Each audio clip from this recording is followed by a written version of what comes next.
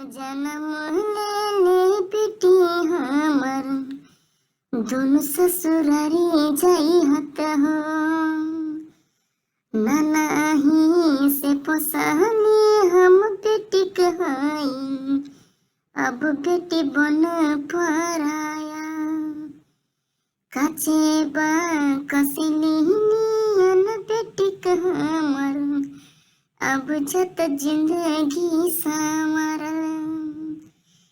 नानाही से रखानी हम घर में बेटी, अब जत दुनिया बसावल।